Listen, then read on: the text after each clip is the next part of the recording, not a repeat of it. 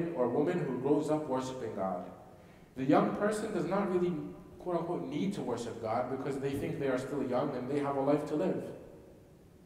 But when Allah subhanahu wa ta'ala sees all the boys are playing basketball and he's playing basketball with them, he hears the adhan, he drops the ball and he goes to pray. The other ones, they're too occupied by that ball. That boy will be a special person. When it's the NBA finals or the World Series and it's a very intense moment and it's Salatul Maghrib time, it's time for Salatul Maghrib or Salatul Isha, many people at that moment, they don't want to miss a moment of that game.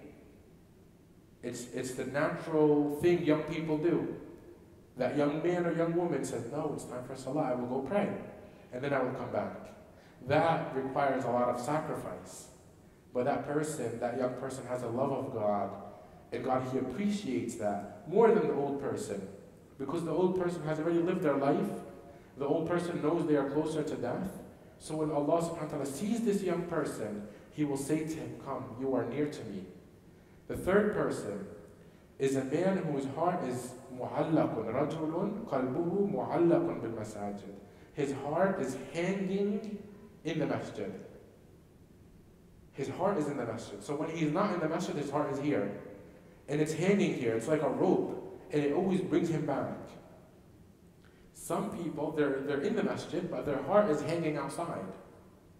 Their heart is in the marketplace, in business, wherever, even though they may be physically present. This person, when he leaves the masjid, he thinks, when am I going to come back? And he or she, they are wondering, when is my next time, when is my next opportunity to go back to the masjid? Meaning they are in love with salah. They finish a salah, and they are excited about the next salah. Because it's their communication with Allah subhanahu wa ta'ala. This person is, again, not your average Joe. So that person will again be in the shade of Allah subhanahu wa ta'ala. The fourth, is two people who love each other for the sake of Allah subhanahu wa ta'ala. They meet for this and they separate for this.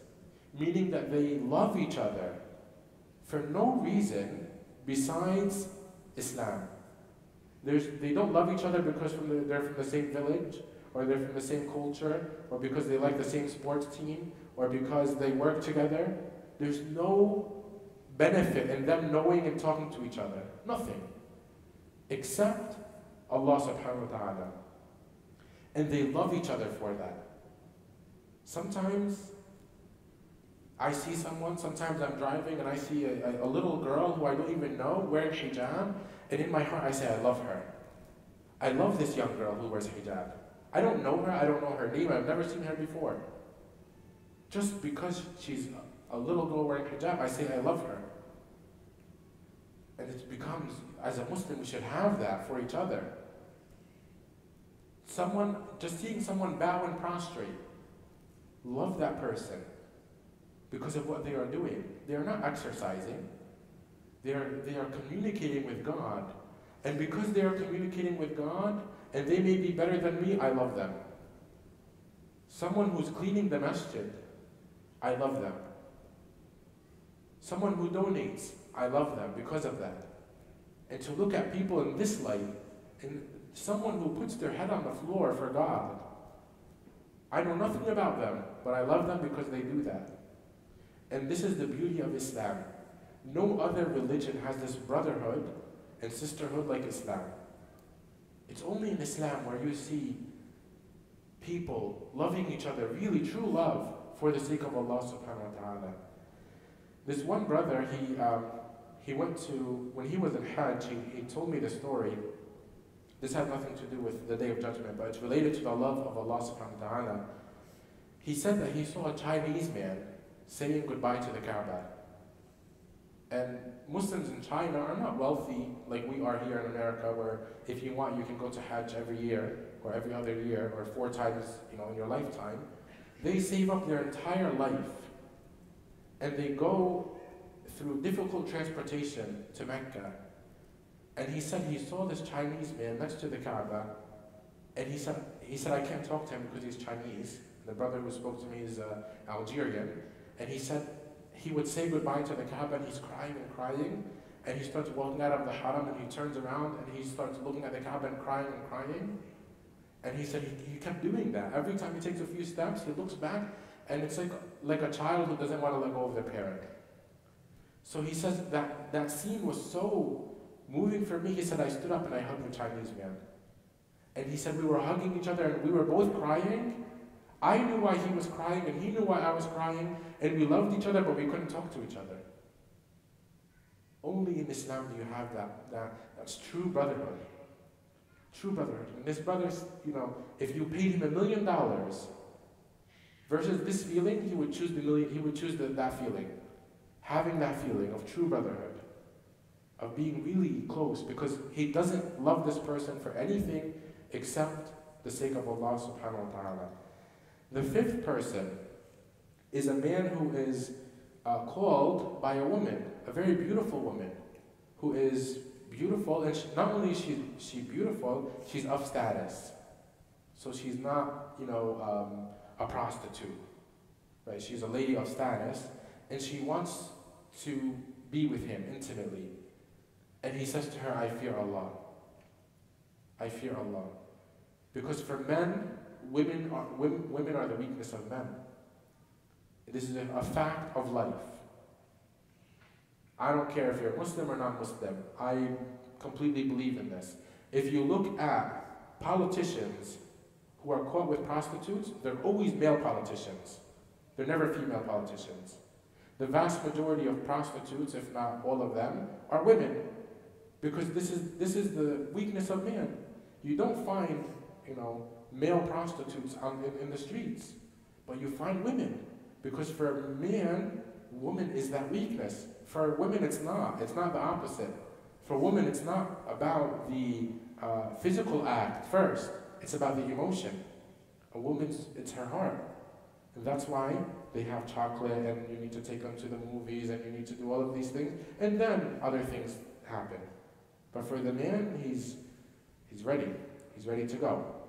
So Allah subhanahu wa ta'ala, the Prophet sallallahu alaihi wasallam, he's knowing this, for a man to give up that desire for no reason except for Allah, he is a special person. And Allah will say to him, you will be in the shade on that day. If you notice, all of these people, they are doing something different than what most people would do. Doing something different than what most people would do. And let me give you an example today.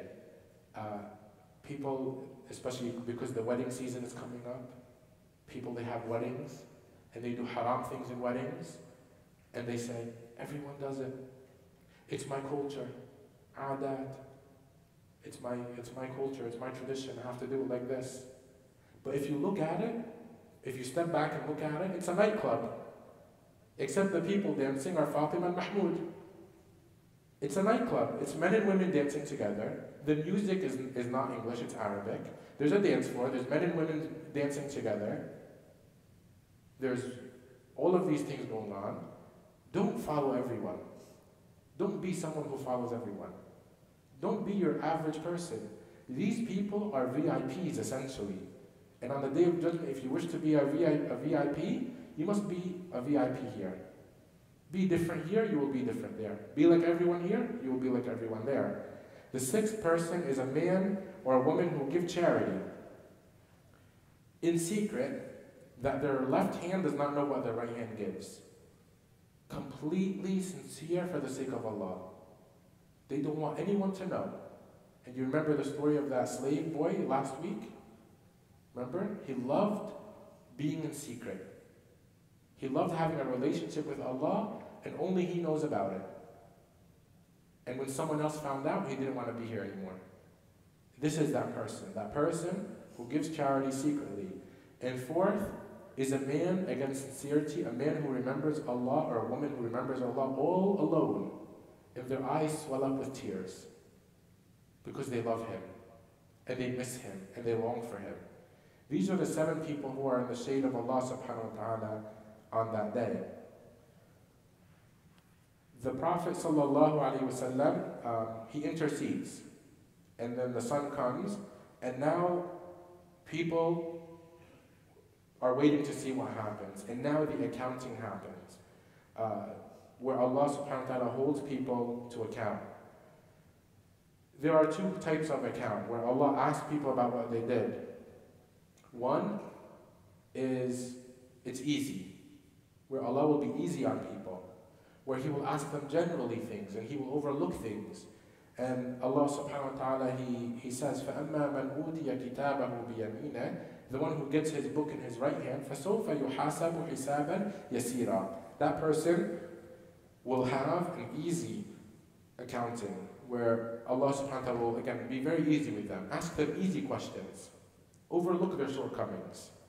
And then there's a second type of accounting, where it will be very hard, where Allah subhanahu wa ta'ala, He says, وَأَمَّا مَنْ أُوتِيَ كِتَابَهُ وَرَاءَ ظَهْرِهِ, the one who gets his book behind his back, فَسَوْفَ يُحَاسَبُ حِسَابًا عَسِيرًا. He will face a very difficult questioning, a question about everything.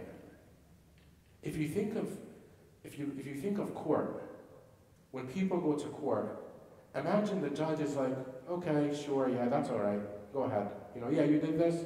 All right, let me, this is just an example, I'm not speaking of Allah subhanahu wa ta'ala. Let me just look into these files. All right, it's okay, go ahead, keep going. Versus someone who there's an intense debate going on.